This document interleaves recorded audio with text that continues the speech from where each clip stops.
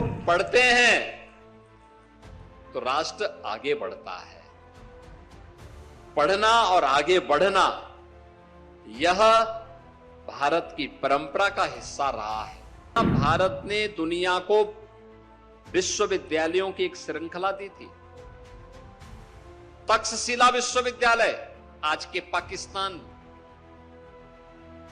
में है और पाकिस्तान को ज्ञान से क्या लेना देना।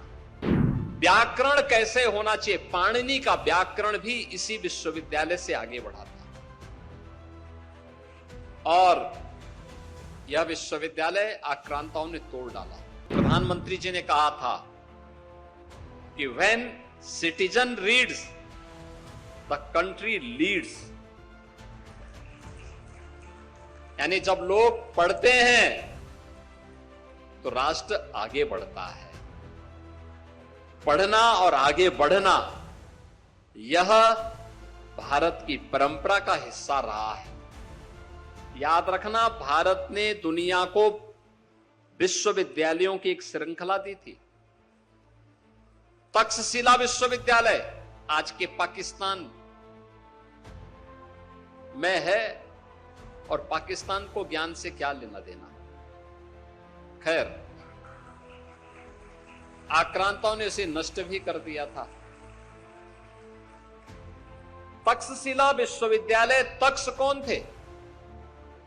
ये भगवान राम के छोटे यानी जो उनके अनुज थे भरत, उनके पुत्र का नाम था तक्ष।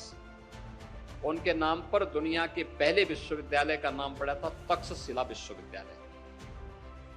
तक्षशिला विश्वविद्यालय अपने समय का दुनिया का पहला विश्वविद्यालय, जिसमें विज्ञान की, गणित की, साहित्य की और खगोल की, ज्योतिष की, हर एक क्षेत्र की के विद्वान उसमें भरे पड़े थे। ये सभी विद्वान उसमें पैदा हुए थे। सुश्रुत वहां पैदा हुए। सुश्रुत वहीं से आयुर्वेद में सर्जरी कैसे होती है, यह सुश्रुत ने दुनिया को दिया। यह वही विश्वविद्यालय है जिसने जीवन के यानी व्याकरण कैसे होना चाहिए, पाणिनि का व्याकरण भी इसी विश्वविद्यालय से आगे बढ़ा था। और यह विश्वविद्यालय आक्रांताओं ने तोड़ डाला, समाप्त कर दिया। उस विश्वविद्यालय में एक बात सामने आती थी और जो वहां के एक एक स्नातक के मुंह में होती थी, वह कहते थे अमंत्रम अक्षरम नास्ति। कोई अक्षर ऐसा नहीं जिसमें मंत्र बनने की सामर्थ्य है।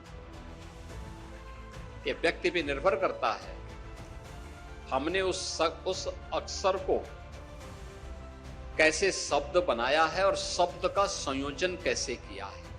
यानी योजक मिल जाए, उसका कोई अच्छा पारखी मिल जाए, उसका बेहतरीन सजो करके अच्छी कृति दे सकता है। आज के समय में हमारे सामने जो सबसे बड़ी चैलेंज है, वह चैलेंज इसी बात की है।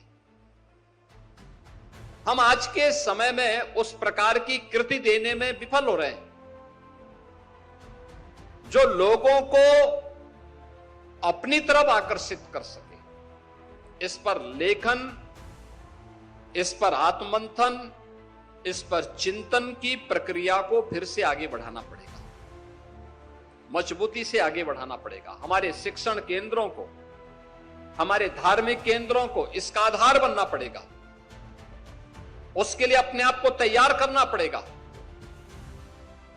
और मैं इस बात को कह सकता हूं, अच्छी पुस्तक हमेशा योग्य मार्गदर्शक के रूप में सदैव आपका पथ प्रदर्शक बनकर के आपके जीवन को आगे बढ़ाने में ही सहायक होगी।